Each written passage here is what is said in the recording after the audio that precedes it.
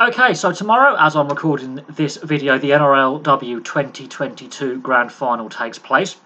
Obviously, the Parramatta Eels have hit some form at the end of the season, and they've won the games that mattered versus the Newcastle Knights, who were the second best regular season team, only losing by the 2 points to the Sydney Roosters.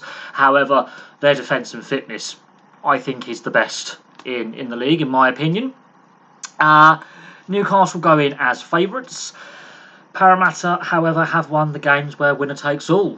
So basically, they won their last regular season game, shall I say, and their finals game against the Sydney Roosters. Basically, loser goes home. They had to win that game against Brisbane. They did that. They had to win against the Sydney Roosters to progress to the grand final. They did that. So they do go into this grand final on the back of some momentum, and they're not fazed by the pressure of if you lose, you're done.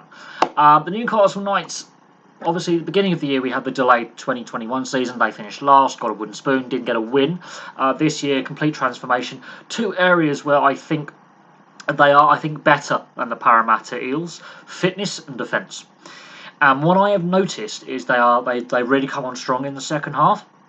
Having watched every single game of this 2022 NRLW season, the Newcastle Knights are a better second half team than they are a first half team. Against the Sydney Roosters, they were behind, they were losing, and then they stormed back to push them all the way to the end in that regular season game. They've recruited well as well.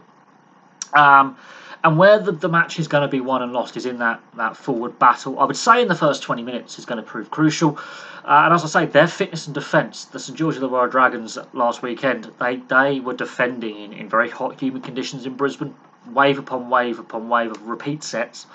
And their line wasn't breached. This was at a time when the game was still very early on in the first half. It was still very, very close. Second half, they blew them off the field. Now, Parramatta, as I say, I don't think the pressure will get to them. I think with the way they handled that game against the Brisbane Broncos, where if they lost or won by less than a certain amount of points, they were done.